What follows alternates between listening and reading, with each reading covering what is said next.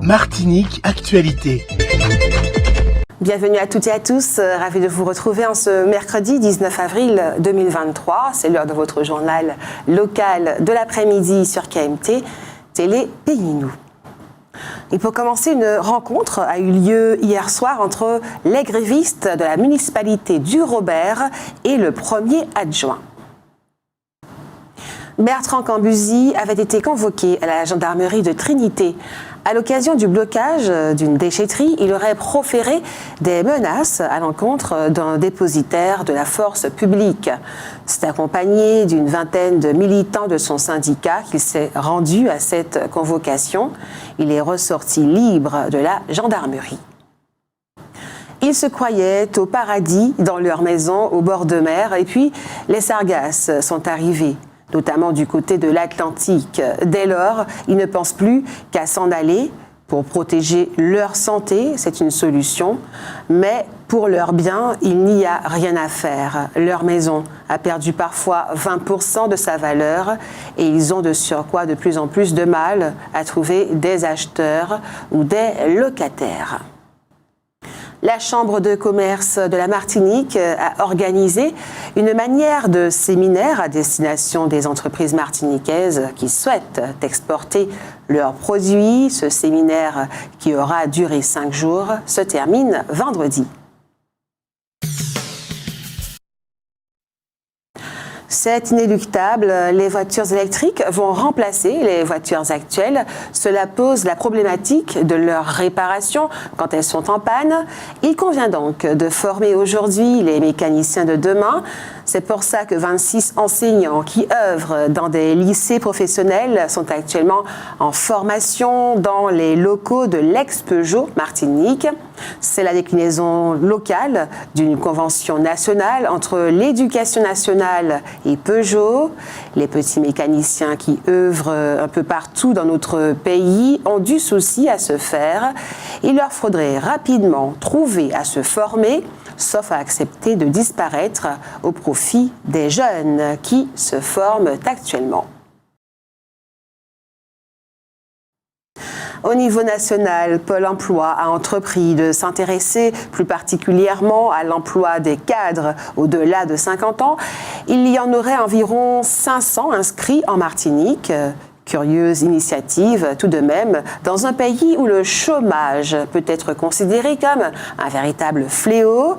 Est-ce que cela veut dire que la Martinique manque de jeunes cadres compétents et qu'il faut donc faire appel aux seniors? En tout cas, 51 d'entre eux sont actuellement encadrés jusqu'à un job dating où ils seront proposés à des employeurs.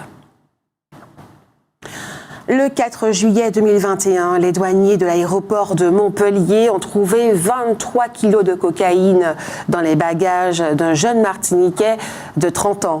Il a été jugé vendredi dernier, le 14 avril, au tribunal correctionnel de Marseille, avec 2 complices, ses cousins, âgés de 31 et 35 ans.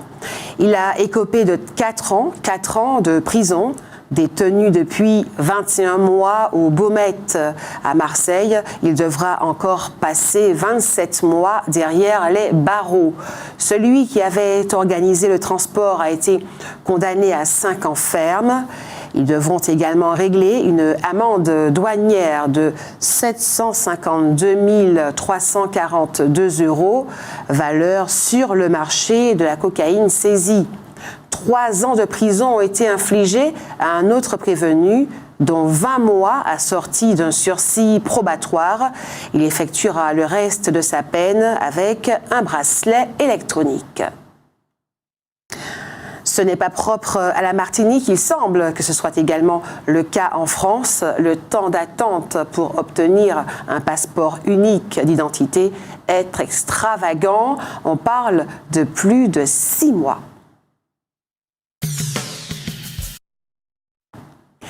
La CGTM, produit pétrolier, réunit ses adhérents ce soir, mercredi, à la Maison des syndicats. Elle va étudier la riposte à apporter à la loi sur les retraites, mais il sera également question de problèmes plus spécifiques au secteur.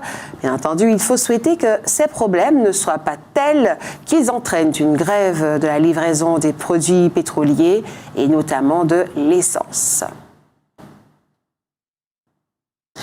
Et pour se rappeler qu'Aimé Césaire est décédé il y a 15 ans, un 17 avril, l'éditeur Jean-Benoît Denel avait convié plusieurs personnalités du monde littéraire, poétique et artistique à un tipanche poétique à la Romerie à Paris.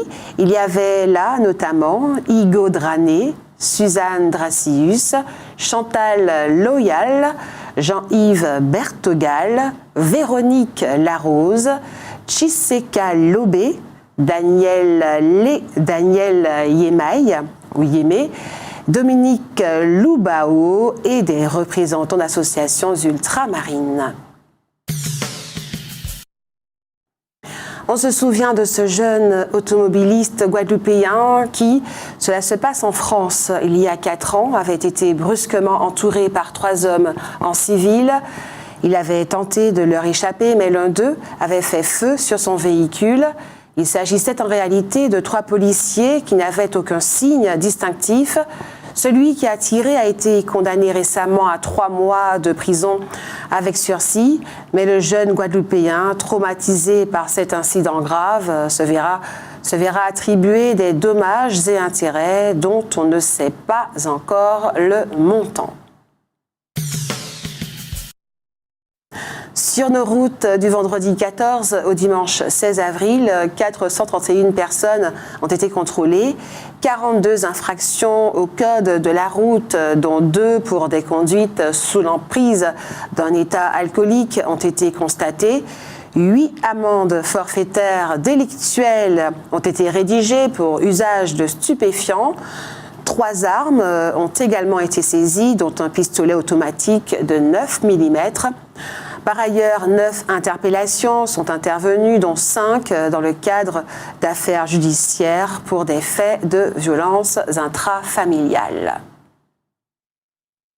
Les enseignants qui œuvrent dans les lycées affirment que cette année, l'absentéisme des élèves à l'approche du bac est plus importante que les années précédentes. Les élèves qui préparent cet examen restent donc chez eux pour réviser lorsqu'ils ont passé les épreuves de spécialité. Cela pose évidemment un problème d'organisation. Faut-il faire passer les épreuves de spécialité aussitôt dans l'année ? Outremernews.fr, le site de l'actualité outre-mer, 24 heures sur 24 et 7 jours sur 7. Retrouvez la chaîne Outremer News sur YouTube.